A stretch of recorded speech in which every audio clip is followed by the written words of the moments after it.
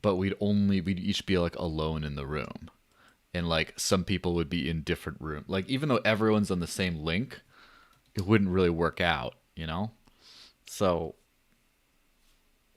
I don't know. Like there's been bugs. It's what am I complaining about though? It's free and it's like open source and awesome and privacy respecting. And so, why would I really complain about that? You except can't you can't except that you I can't say can. bad things about open source.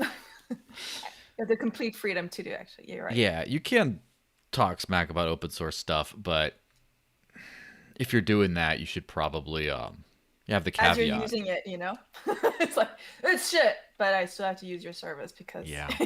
I just don't want to be like a corporate big league like Naomi using Zoom all the time, Like don't I say anything bad about her. I roast just, In Is fact, that how well, you roast people? Is that how we're gonna start roasting each other? It's like, oh, you're using that platform? How dare you? yes, the reason I'm able to live stream on Odysee right now is because Naomi had a live stream on Odysee and I kept on harassing off, right? And yeah, I kept on saying stuff like, oh, did you get that with your white privilege and stuff. Oh, And then finally, not only did she include me in the live stream, but then the Odyssey people now gave me privileges to live stream. So so it works, right? Sometimes see, being nepotism. Nepotism is the way. yes, and if you're not involved, then might as well just complain it. Are we Um, live right now? yeah, we've been live for a little bit, just What? talking all just kinds of just whatever. There's just three. saying how awesome Naomi is and Yes, and the white privilege stuff too. But anyway, so let me just check check the description of this. It is in there. So hey everybody, there's only 2 to 3 of you. Oh, someone already hit the like button. Thank you.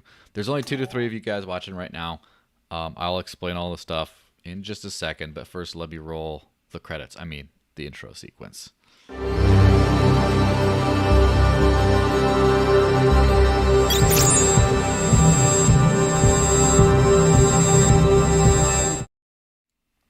So, hey, welcome everyone. This is the first time for a few different things. First off, it's the first time I'm doing 2 digital cash rundown shows back to back in weeks. I used to do every other week, now it's weekly. And once I get burned out, I'm going to go back to 2, but hopefully that doesn't happen. And the second thing, it's the first time I'm doing 2 shows on Odysee, live streaming on the library based project back to back. So if you look at the description of wherever you're watching this, there's a link to the good place to go, which I would encourage you to go try that out. Of course, if you just, I want to be on YouTube, I'm checking the YouTube live chats too. But don't forget cointr.ee/the desert links, as you see there. You go there, that's the live crypto super chat.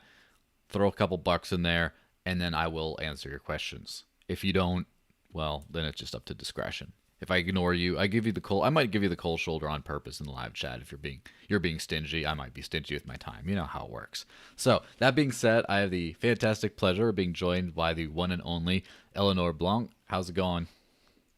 I'm doing great. Thank you so much for having me. Yeah, no problem. I mean, especially with all those mushrooms in the background, I guess that's a very fascinating. Is that like a mycelium reference or something for like the Wow, crypto wallets? that's an old reference to actually very that was a good wallet, wasn't Mycelium Yes. quite pretty nice? That was really a good one. I haven't used it in a while. No, I love mushrooms. I used to go mushrooming back in Switzerland looking for mushrooms, so it's one weird way to be connected with nature.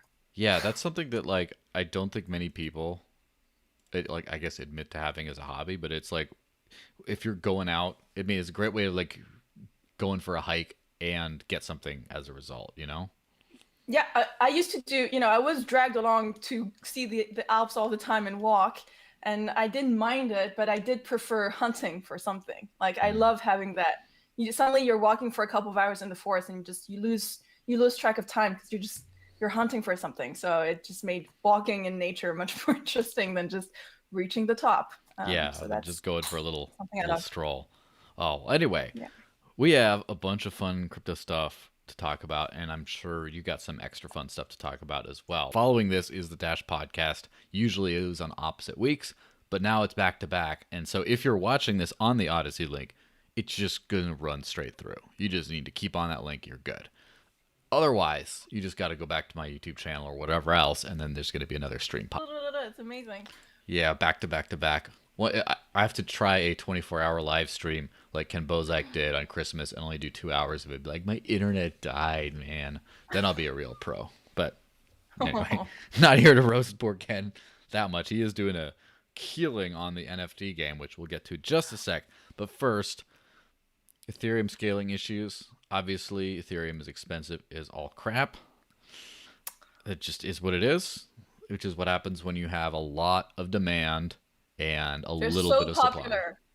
Yeah. You're so popular. You're so needed. You're the place to be. So it's like that very expensive club right now, and they have to figure out how to scale. But at least they're trying to scale. Like there's literally the whole team of that club is trying to make sure that we can go there and party and have NFTs and more. So yeah, that's a good thing. Yeah, that's for sure. And what do they say? It's like, oh, that place is too crowded. No one goes there anymore. It's kind of like the Ethereum problem of, oh, no one wants to use it because everyone's using it. As far as like the scaling thing, I've heard some people, including Nikita of Blockchair, talk about he is very opinionated that he does not think the Ethereum developers are prioritizing scaling very much, or they're making excuses for temporary fixes or things like raising the gas limit. And I guess yeah. I mean, first of all, Nikita is a great person to follow, and Blockchair is a great block explorer in general to use. So I do really value his opinion a lot, and I think he wouldn't say that out of the blue. So obviously he has his reasons. I understand that they're on track, that they're trying to solve these things, and that increasing the gas limit is something that's being discussed. It's also in the hands of the miners, so it's not like it's not easy. I think it's just not easy in general. Yeah, and that's one thing about which we bring to like the miner rebellion thing. So first off, before we get to that happening relatively soon, which will hopefully keep everything going until you have sharding and other things like that in ETH 2.0. And so just based on the way the world works, I am skeptical, right? There have been scaling issues with Ethereum since 2017, and there's always like, oh, just around the corner we do these things, it's going to be no problem. And then the problem's still here, and people are working very hard on it, and I'm sure there will be improvements. I kind of see scaling as a constant Ethereum issue from just more of a gut perspective. But anyway, in the meantime, there's been this Ethereum improvement proposal to basically, I didn't really understand it very well, to be completely honest, but basically slash gas fees massively by like burning some amount or whatever. And so first off, are you more educated on that than I am? No, I'm not. Okay. I'm not. Don't call me more educated, but what I do know, so for those that are listening, we're talking about EIP 1559. And from what I understand, indeed, is that it is going to act upon the fees, right? So it is going to act upon the fees. It's burning part of it. So that's any burning mechanism in crypto, that it's always good stuff. And then the second part of it is that it makes, from what I understand, it makes the fees more predictable, right? So it kind of removes a bit of the fee market that has been going on right now. So obviously miners, which are mining right now Ethereum, are disappointed and don't want to see part of their revenue being slashed, not slashed because it's not a slash algorithm, but part of their revenue decrease. And from what I'm seeing right now in the news is that some of them, they want to collide and I just can't believe it. Like, I understand that they're trying to voice that they're not happy, but I feel like the Ethereum community is kind of responding to, oh, you're threatening, you're showing that you can, be all, they're flexing, they're flexing their miner position. Yeah. And it's like, so much for being the guardians of the network, so much for being the validator, so much for being the well-intentioned actor with the right incentives to make all of this go through, and to be in a threatening position right now, and to be like, oh, we're flexing and we're gonna do this for 51 hours or whatever. I just is going to accelerate even more the fact that Ethereum is, wants to accelerate and go to proof of stake even faster. Yes. It's terrible diplomacy. Terrible. I don't know who It was thought that this was a good idea, but it's just making everybody realize, well, we don't want to be threatened. We don't want to be under this. Who wants to be under this situation where miners are just acting like that and I don't know. Yeah. So I have like I like a see both sides of it thing, because the real problem, and this is a problem with everything, and no one's gonna get this until it's too late. Governance is a massive problem in cryptocurrencies. And I think with Nakamoto consensus, people just thought, oh yeah, this will work out this way, and it clearly hasn't. And then for like Ethereum to just do a proof of work coin, a mining coin, and just not address this is kind of a little bit crazy, to be honest. And whatever, so just to begin with, right?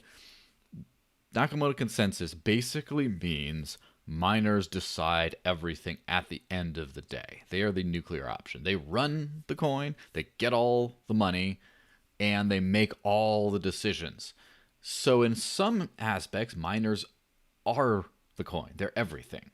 And you have like developers who create the code that then the miners decide whether or not to run. Of course, that's a different aspect there. And then you have investors and a bunch of other people, but they matter zero. Literally, the miners do everything. Now, where they don't do is the miners don't produce the code themselves usually.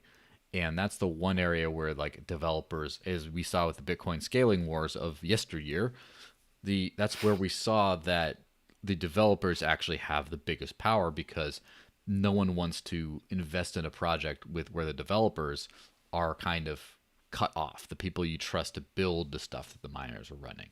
And then of course we saw with all the various other Bitcoin forks, and where the most trusted development team, I guess, in Bitcoin Cash got the boot. And we'll see what happens in the future if there's any governance issues with that. But on a certain amount of profit, if they do certain things, you run the mining software, you get the money from it. If too many people run, you have to build specialized. They've invested so much into running this network, and then first off, oh yeah, we're going to proof of stake. I mean, that's a little shitty to the miners, although, that was always part of the discussion. It's not like a new thing. They shouldn't be acting like, oh my God, what? You're not going to use us in the future? Yeah. Duh. It's not like. Do you remember for historical context when proof of stake was brought up? Like, no, I don't. So whether or not did it get brought up? And so what? They brought it up in, let's say, even 2016 or 2017. I don't know. So what? Yeah. As a miner, you go where it's the most profitable. If it's less profitable, you just mine another chain. Yes. And if it's most profitable to just block everything the developers want to do, because how is that a rational way? I don't think it's act? I think it's a temporary thing. But first off, if miners are something you don't care about and are going to cut out eventually, why do you build an entire network that needs them and their consent in order to run? It's a little like, that sounds like a horrendously like dangerous, risky proposition to be like, oh, okay, And this happened relatively recently. There was a slight block reward reallocation thing in the Dash network not too long ago, and basically the non-treasury portion of the money was turned from a 50-50 to a 60-40 over many years. We discussed that last time, right? Yeah. Like yeah, I remember. And there was like even though you can't even pull the network with Ethereum, really, because you can't just poll holders, see what they want to think. You can with Dash, so you can actually see what people approve. But even then, it was a very delicate balance of like, oh, we don't want to piss off the miners, like, because they could just not implement, they could just cause all kinds of havoc, because they're part of the network too. They're partners in this. Whereas with Ethereum, it's just like, yeah, get out of here. And it's like, well, I think they realize their days are numbered. They're going to have to mine on Ethereum Classic or some nonsense like that after. And they just, all of a sudden, they're like, okay, we can stomach this pill. We made this initial investment. We're going to have to destroy all our equipment or whatever, get rid of it all at some point. So we're going to just ride this band of profit out until the end, and then there we go. Whereas now they're feeling like, oh, even our like severance package is getting dipped into, and they're getting all up in arms about that. So that's kind of the way I see it. I'm sorry. Miners serve, you mine. they're acting bigger than they should be, really. Like they have a very important role in the network, and they secure it and they validate the transaction. But Ethereum is an ongoing experiment, right? They are evolving. They have new things that has to go into code, and they can't think of making everybody in the chain happy. They have to make sense of what's better for the larger community, not the miners that are just the first step after the code, I would say. Yeah.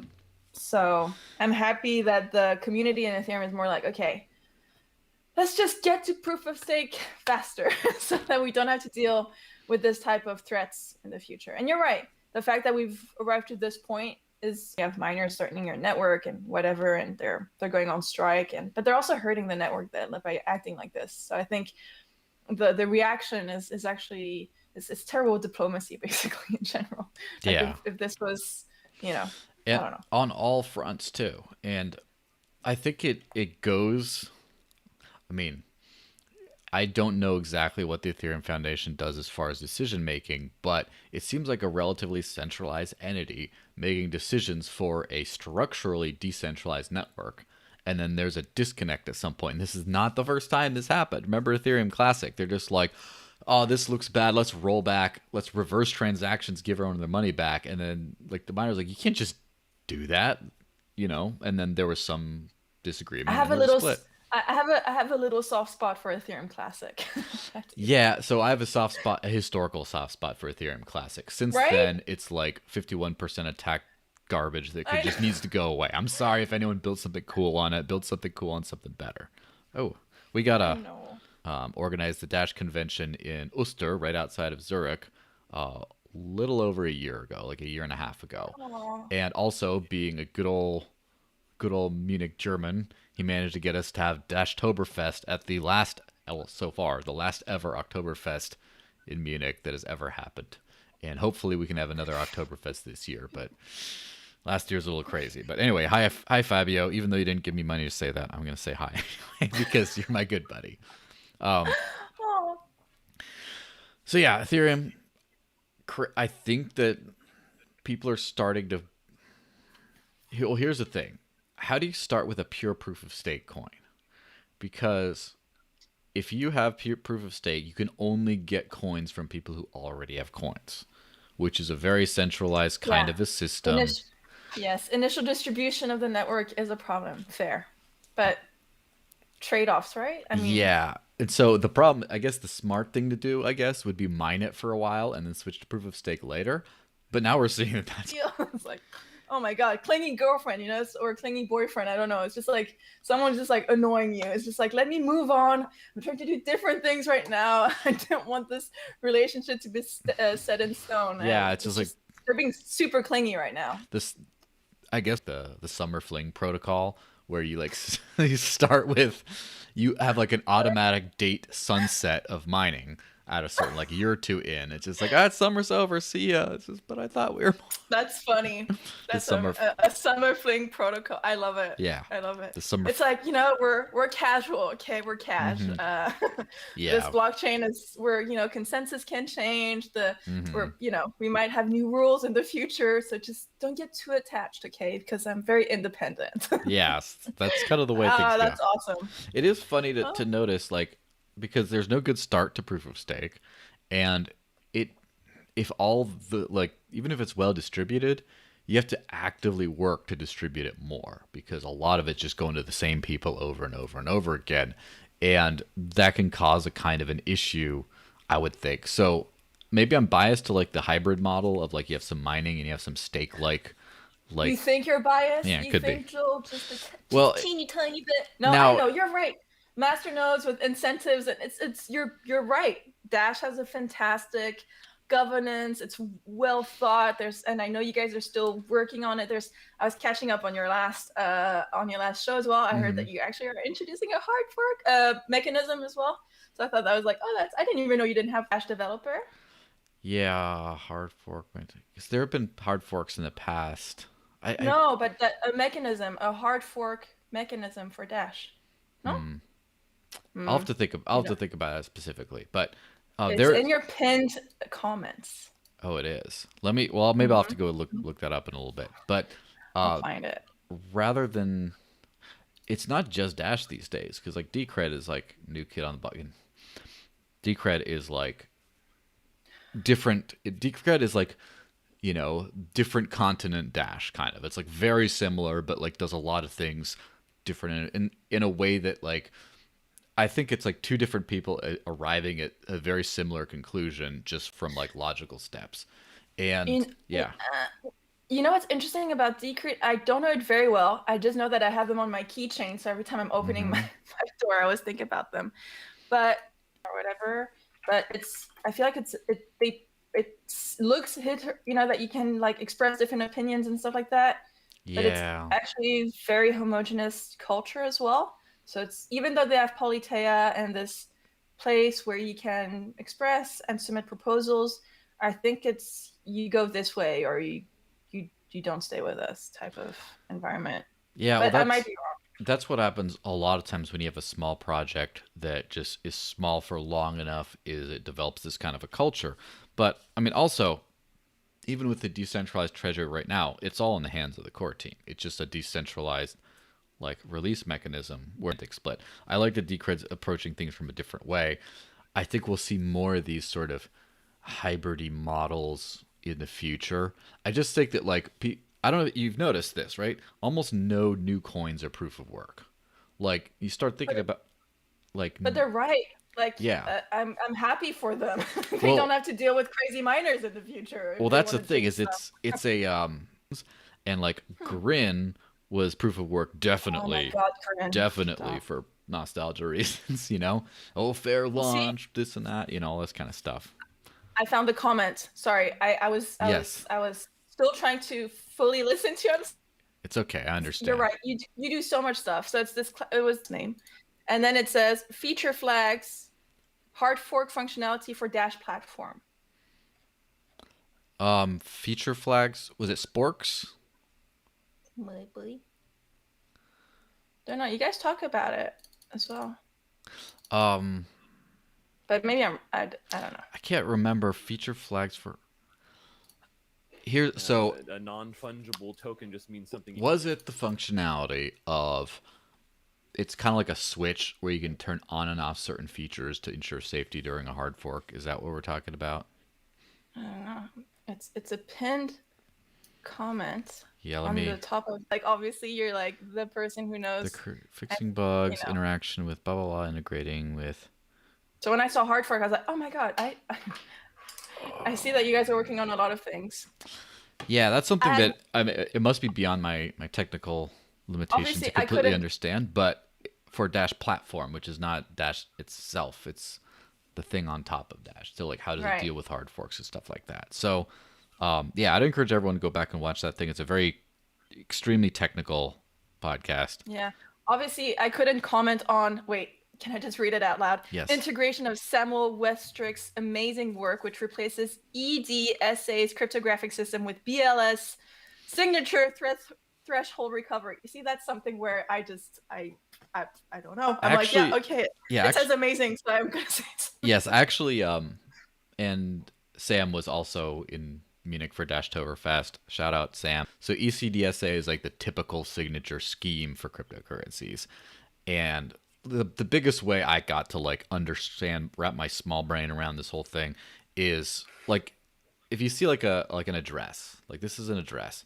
If you ever see a multi-sig address, it's like bigger and bigger. Every new Ugly. signature it gets It's longer. ugly. Whereas Yeah. the way BLS, the way the way it works, the same signature length could be multi-sig or single sig, and every additional signature doesn't change the length of it, just the way it's derived. So that means you could do a lot of quick multi-signature stuff without being super data intensive. And so it's like a really cool thing. There are some small trade-offs and stuff, but there's a great blog post on how that works for like the mathematically inclined by what's his name? Coda Block or Alexander Block, who's a genius crypto guy. So that's that. There's a lot of like awesome stuff that's like on the horizon. I would want to get into NFTs right now though. Okay. So first off, for those who are living under a rock, which some people do, It's okay, no judging. NFTs are non-fungible tokens, whereas a cryptocurrency token is a fungible token because they're like one unit is the same as the other. Like a Bitcoin and another Bitcoin, they're technically the same, right? And there's been an explosion in NFTs. I mean, of course, everyone remembers CryptoKitties is like, I would say, the first great NFTs, the first big NFT everything. I like And it a lot. yeah, with some extra cool stuff. And so as far as I know, so I had to actually wrap my head around this stuff over a while because I just, I was like, okay, it's like a digital signature that applies this stuff. Why is that super valuable other than just to have a digital signature with stuff? Because people are selling the NFTs themselves. I didn't realize that most NFTs, you have to plug in a file there too in order to mint it. It's not just like you can, but you have to kind of. It has to be an NFT of something. I had to figure that out first. So, for example, this thing right here, this could be an NFT. And it's not, I mean, it's not. In fact, they don't make these anymore, but whatever. So, Jesus. Yeah. It's like, I'm so old school. I have like the real art, you know. I don't have this digital. Here. And then they went out of business, which is sad. And then, of course, the Doge pillow, they don't make that kind as far as I know anymore. You might, with the new resurgence of Doge. Fine. Stuff. Joel, you have like prime vintage crypto merch. Go for being so early. I think it's funny. I saw your video with Crypto Stash. Oh, yeah. And you're like, I feel like a crypto boomer. And I was like, oh my God, that's so funny. I just laughed so hard when you said that. I was like, and you were just like, I want to catch up. And I was like, I couldn't believe it. You're like, you're so close with Ken. And Ken is like raving about NFTs for so long. Yes. But NFTs are really interesting, but it's basically fungible token plus metadata wrapped around it. That's why we shouldn't be calling them non-fungible token. We should just call them wrapped. I don't know. Or someone on Twitter the other day was trying to say we're terrible at naming stuff in crypto. NFTs is just like such a weird, the word fungible, like, I don't know, fungus, fungible. I don't know. I don't want to understand what that means. So it's just tokens which have a bit more meaning. They carry more meaning, and it's proof of ownership again over something, at least, or traceability of something. Is like when you buy art, and I think that's what Crypto Stash was saying. You know, it's about the intent of the artist behind it when they're putting that art out there. It doesn't mean that you have the physical object, but you have the digital rights over that physical object or non-physical object, by the way. It doesn't have to be physical. I'm gonna have to like do an in-depth video on that once I get to be smart enough to like figure the whole thing out, because I'm kind of like, I definitely get it now. And the thing that I guess I was thrown off initially, well, before we get too much into all that, just the headline stuff, NFT explosion stuff. There have been like the Beeple one sold for I don't know how much, like millions. I use that as the background. 69.3 million for this like NFT of a bunch of different pictures and stuff. And then some collector turned down $1 million for an NBA Top Shot moment originally bought for $100K. So he's like up 10x. He's like, nah, man, it's going bigger. You know, a hodl. It's like art. It's really in the eye of the beholder. It's also in it's this value over these NFTs is really, it's something different. Collectibles are just different for people, right? It just carries a different meaning. People put more weight behind it, like you said, and I think it's fun. I'm like, why not? I'm also kind of wary of the flip side of all of this and people buying NFTs because they think they're cool and everything, but they're the only ones seeing value in it. And it's not because it's an NFT that it has value. I think it's what NFT you're purchasing. Yes, exactly. You know? I would just say, be careful. Not everything is, if anybody wants my OG CryptoKitties, please check me out because I don't care about them, for example, and they don't. So you know what I mean? It's like NFTs, just be careful out there. It's kind of like the new place where people are throwing money at, but it only has value as long as people are interested in that NFT, and that might be very short-lived, or it could be long-lived. Maybe I'm just a boomer by saying that.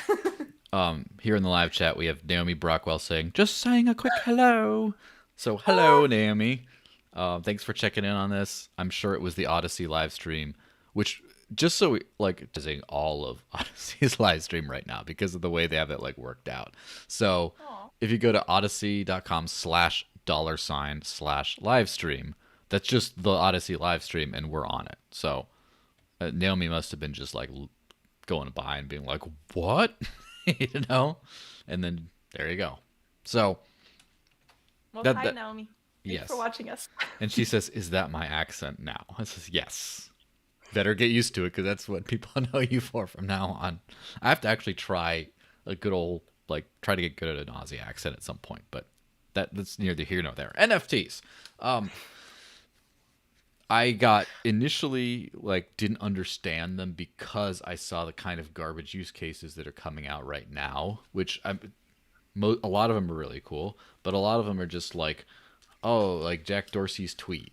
Okay. Well, the fact that he is the guy, he's issuing it, and he's the guy who created Twitter, and his first tweet on Twitter, whatever. Okay, maybe that. But like Peter Schiff has like there's a million NFTs people are making of his tweets and trying to sell them.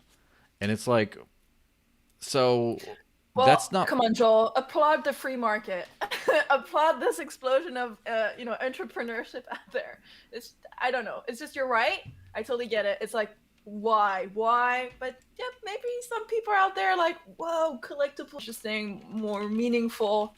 It feels maybe a bit, certain NFTs can feel very shallow, but it is giving opportunities to certain artists, to advertise themselves and just, I'm a sucker a little bit, and on Instagram, I follow Grimes, Elon's partner, and she did an NFT sale as well. And of course, I was curious. I was like, oh my God, what is she selling? She's kind of cool. Like, da-da-da.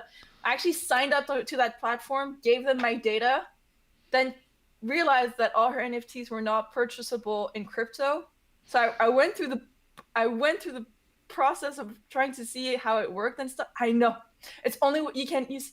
They had something about you can send them Ethereum to them before, so you can sort of load some.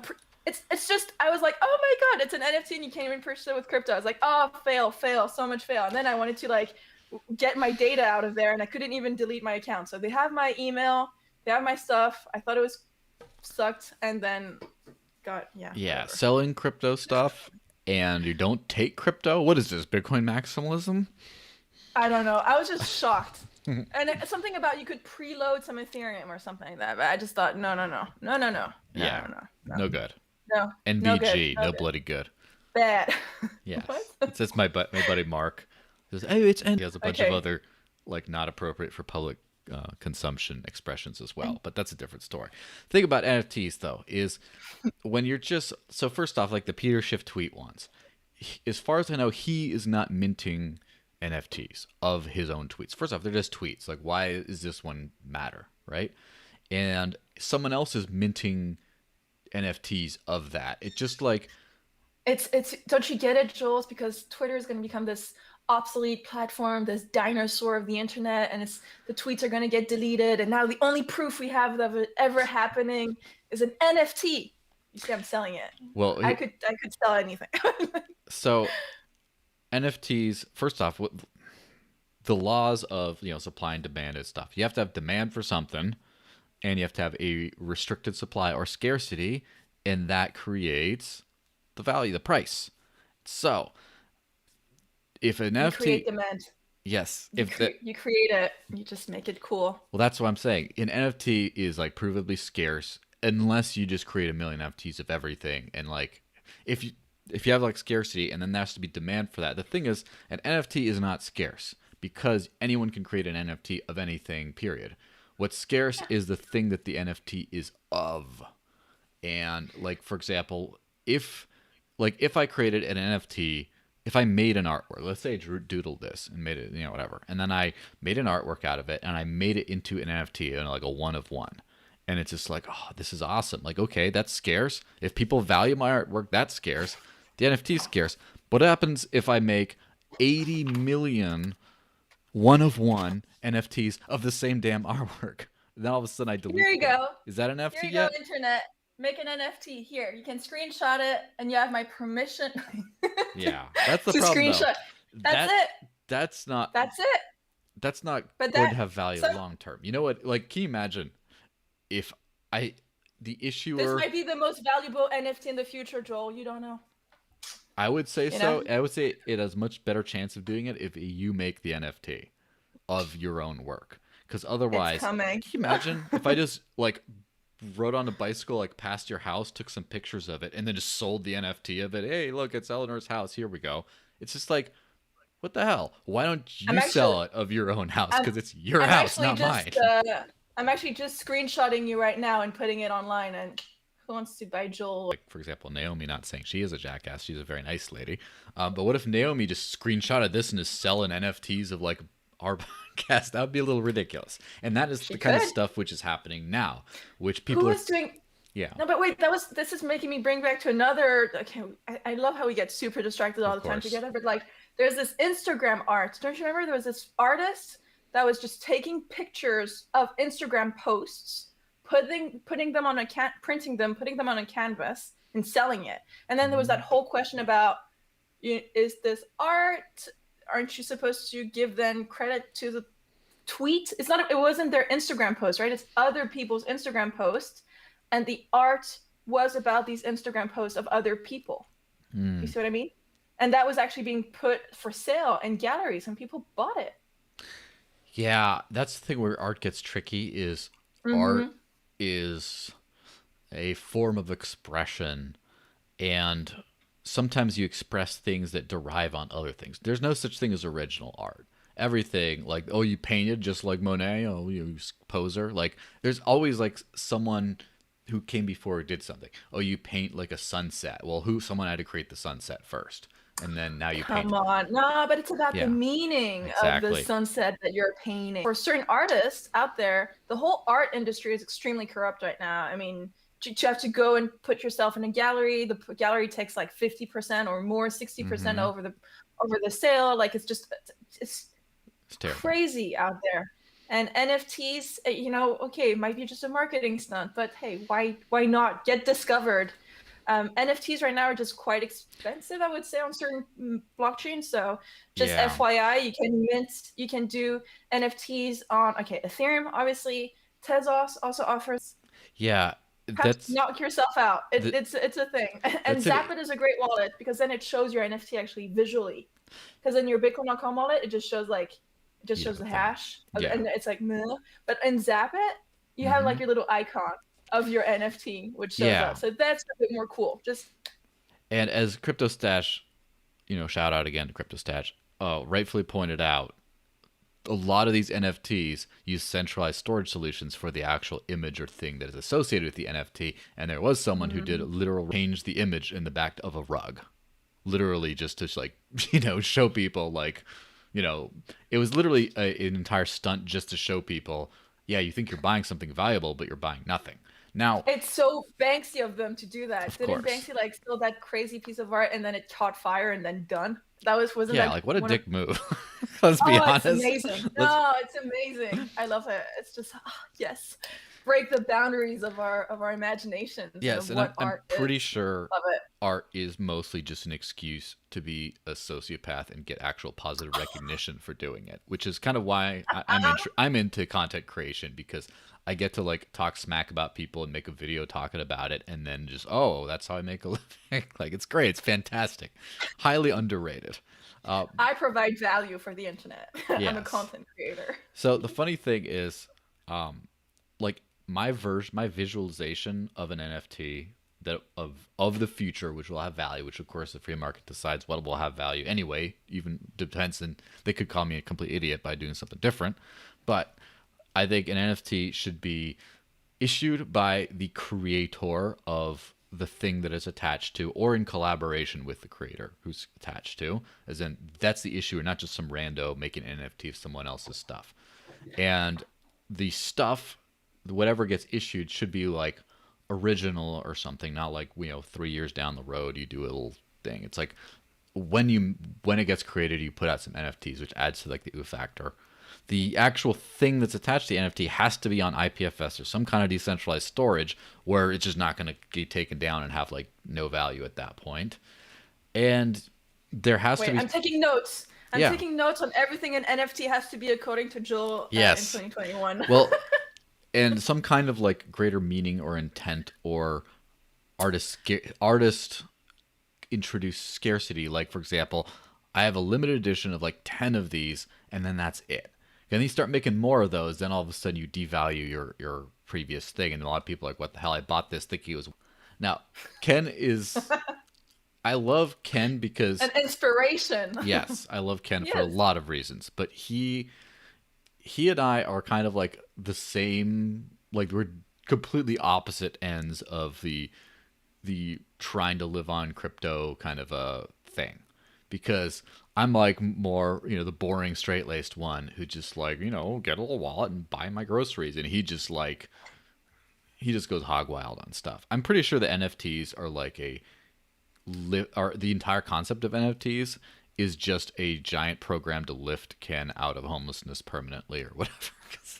Just kidding. But he's going so crazy and he's selling so many. He has these little like GIF files of him that he has an artist create, or of him like lighting up a blunt, or with a wizard hat or whatever else. And he has an artist create them. He creates the NFT of them, or a bunch of them, and then the artist, of course, gets a cut. He gets a cut, and then he just sells them one after another, after another, after another, making an absolute killing off of it. If you look at his, I think NFTforsale.com or something is the site. I'm plugging all. You should give me a free NFT that I can later sell just for the plug. But I have a feeling like he understands this, and it's not like he understands that his weird crypto celebrityness is the scarce commodity, and him sharing images of himself, even though they weren't created by himself, but were in collaboration, he's doing right by the actual creator as well. And like his scarcity of his time and his stuff, like that's what gives it value. I don't think they'd sell for nearly as much as they are now in like 10 years. I think he has to like slow it. He would have to slow down the production of them, make them more scarce. But right now, No, I don't think. But no, right now, it's amazing. It's not about the. It's not about the scarcity. It's just about as. It's not about that. As long as he has a following, as long as he has fans, as long as he have people that want to have a piece of Ken, why not? So as long as he keeps that going, it's not about the scarcity. It's like a different model than like cryptocurrencies, which have a fixed monetary supply, and therefore it's like NFTs are just like, no, anything's fair game. And I took notes. You have a lot of ideas of what a good NFT should be, but I think what's interesting as well is to see how creative people can be as well. Yes. And it might not be the intent of the author. It might not be pure art. A tweet, a screenshot of a tweet, is that art? But what is art, right, Joel? Like, that's the bigger question. Yes. An art is basically anything that anyone wants to decide on. But one thing that I can't wait for, which makes things like super good, is I can't wait for more NFTs that actually give out like real world value in other ways. Now, I don't think that's at all requirement for a good NFT before you start calling me a hater or a boomer or something. But like, I think that would make things cool. Like, for example, if you issue tickets for like a concert in NFT form, it does two things. First, it gets you in, and second, it's the collectible that like I was at this concert and here it is. It does those two things at the same time. That's awesome. That's amazing. Yeah. That's and I'm not cool enough to have a minted for their conferences, and that's super cool. I find that super cool as an event organizer to be able to leave your attendees with a little piece, a collectible, a digital. It's brilliant. Yeah. So of course, anything like that is fantastic. Of course, you run into the Oracle problem, right? Did you really attend? Who says that you attended? How do you prove whatever? Like, but it's fine. Yes, I also hear there's some people who have Telegram channels with a bot that checks for what NFT ownership before letting people into the channel. So let's say you do a supporter NFT. Like, let's just say you sell an NFT of like, this channel or whatever. It's like, 20, what is the year anyway? 2021 supporter Digital Cash Network. And then it lets you into a private after party kind of chat room. Like, that's amazing. And so, but that's like, you have a little thing that says like, oh, like a piece of art, a piece of the creator, but also it gets like special privileges. Of course, when are we going to have vehicle title, like legal titles issued in NFT format, and you need that in order to actually access the vehicle? Like, the proof that you own the vehicle is also the access to drive it. And you know, You know what? Tesla could do it. yeah, they're Grimes probably just already did on it. it, you know? Done. Yeah, for sure. So Oh, that's cool. that's the kind of stuff that I'm looking forward to. And one thing I would really hope to have is Yeah. I would really hope. So I hope that my next jiu-jitsu belt, they get to issue me my certificate in NFT form. You see? That'd You care about NFTs as well. You want Yes. the real world stuff linked. You see, this is something that matters to you. There you go. I think the NFTs are really cool. And I think that just people are seeing the trash that gets put out and called NFTs today. A lot of them, not all of them, obviously, but a lot of just like gold rush stuff. It's just like, do you remember I don't know how long you've been in crypto, but do you remember the shitcoin era when like people figured out you could copy Bitcoin's code base, tweak some stuff, and make it into like a Litecoin or, another cryptocurrency? And Ooh, the shade. yes. Oh, the shade. And then The shade. people figured that stuff out. And then, yeah, they figured that stuff out.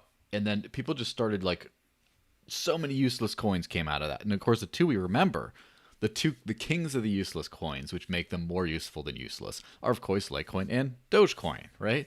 They just don't do fundamentally anything new other than they were just like a basic. They come from that big boom. And then, of course, there was the ICO boom where everyone was doing ICOs. How many of those panned out? Most were garbage, but there were some good things that came out of it. Then you have the next wave of things, which is the DeFi boom and stuff, and everyone's doing governance tokens, and everyone's doing that. And of course, most of that, sushi swap, edamame swap, whatever else swap things. Most of that's gonna. You just wish that Dash had gotten Elon as a KOL for your next marketing campaign. Imagine that. The Dogecoin community. I'd like the pump, but not got their the dump. best KOL.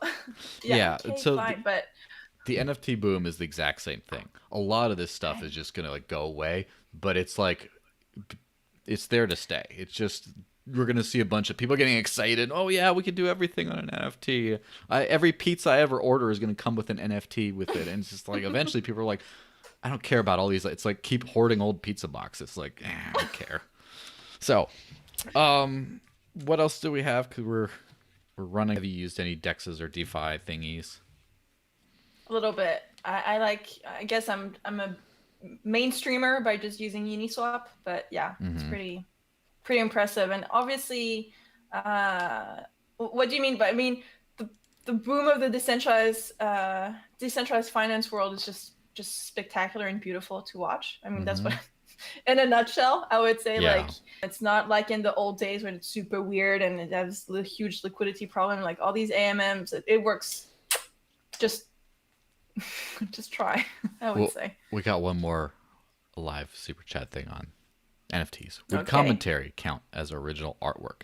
Even something as simple as a retweet with a comment or drawing a mustache or devil horns on a public figure.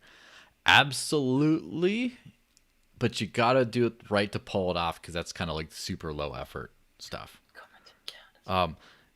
Now, I mean, yeah, it is. can be. That question, yeah, totally. Like if, for example, if someone, I don't know, tweets at someone who's, I guess. Yeah. So. And yeah, whatever. Just the Yeah, NFT thing, like you said, a lot of stuff. You're saying that it's kind of not everything's great. That there's a bit of garbage out there, but it's like you compare it to all these crazes and all these boom and bust cycles that we see in crypto, and but they've been around for a while. It's just it's a fungible token with a bit of metadata wrapped around it. It's one of the things that you can do with cryptocurrencies. Of course, you can spend them, you can use them, you can invest, and you can also collect. It's like this whole slew of things that you can do with crypto. Well, it looks like we're going to have to do the nano thing in the next podcast. It's covered in Dash podcast, but that would have been Don't say anything bad. Yeah, it's fine. We don't have we'll to say keep anything it. bad. We'll keep it for the more tribalist of the podcast. Just kidding. But this is a great time for you to plug all the awesome stuff you've been working on. I remember you were like gushing yesterday about all this cool stuff happening, and you said you'd mention it. So, what all is going on? The floor is yours. Thank you, Joel. All right, so there's 3 things I wanted to announce tonight. So first of all, I've been really focusing on educational classes. I've been doing crypto 101s, and I've been organizing them I've done Lebanon, Hong Kong, Vietnam, Italy, and I've had a blast and learned so much from all these new users from these different places. And I'm really focusing now all my energies. I kind of burned myself by doing them weekly. Of course. And I'm now focusing all of these Crypto 101 classes, which are free and open to all on the last Wednesday of each month.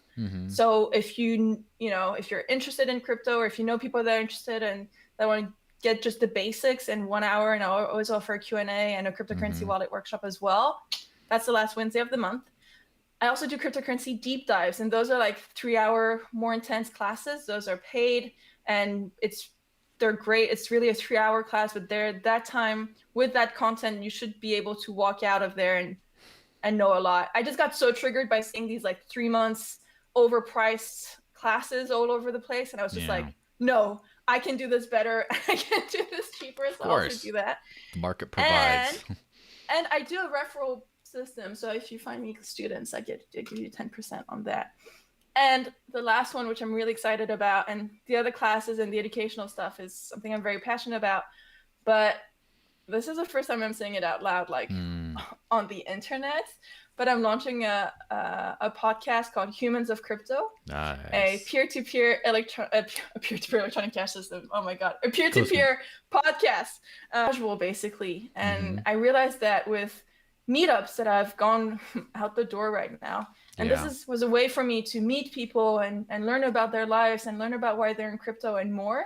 And I miss it so much. And I used to do the podcast with CoinSpice, and that also stopped because just CoinSpice stopped it itself.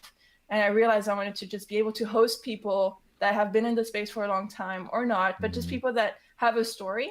So that's Humans of Crypto. That's coming out really soon. And I'll the refer a ton of guests for that one because there's a bunch of fascinating people. Oh my God, yes, please. Because I realize that's how I suck up knowledge, is like from people that I just meet and, learn from. And the twist, or it's not a twist, but I asked for everybody to bring an object with them. What I mean by that is that I want the audience to learn more about them as well. And it can't be anything. It can be whatever, but it's people a bit close, more intimately. We don't have in-person events anymore for a while at least, and I'm just hungry for them, so I'm bringing it myself, and I'm really looking forward to hosting wonderful, beautiful crypto people. And not only do I just objectively think that's a good idea, I think it's more of a good idea because it comes from the heart, in that you are the consumer of the content you are seeking to create. So many people say like, well, what do people like to listen to? It's like, what do you like to listen to? Come on. Like, why don't you create something that you would listen to, that you actually think this is fun? Like, and there you go. Exactly. You're making something that like, because then if it doesn't, like, odds are there's other people like you. And even if there aren't, you're at least having fun failing, as opposed to suffering and failing, Exactly. And I was trying to think of, what am I actually consuming? What type of podcasts am I listening to as well? Of course, I consume a lot of crypto stuff, but I feel like I have a very serious level of content that I watch as well for crypto. And I wanted something human.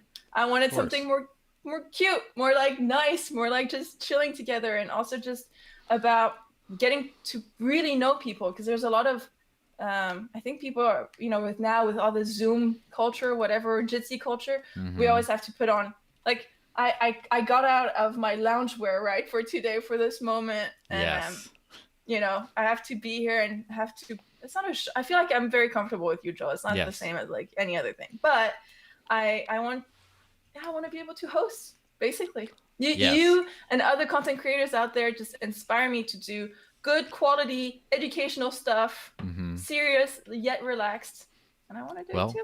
I'm always ready for a less professional kind of a setting. But anyway, you can think about your object. That's your homework for the show. You can think about what you want to bring with you. Well, we're running up on time. We got to do the Dash podcast next. But thanks a ton for watching, everyone. Thanks, Eléonore, for coming on. It's always a very distinct pleasure, and I will make sure to shill the crap out of all your new stuff, especially this podcast. It seems great. Now, if you're watching on YouTube or whatever, it's there.com/$/live stream. Go there, and you can just stay there. It's going to come back on there. So, thanks, everyone. Where can we check out our classes and all that stuff? Where can I follow you? I'm sorry, I transgressed in It's the biggest fine. way. It's fine. Don't worry. I'll stay and lurk in the channel and answer people's questions, and I'll be right. Go launch the Dash podcast now. All right. You have to stay on schedule, Joel. Sounds This good. was I'm amazing. Thank already- you so much. Yeah. Do I just tune out? I'll just Bye-bye, Bye guys. everyone. Bye.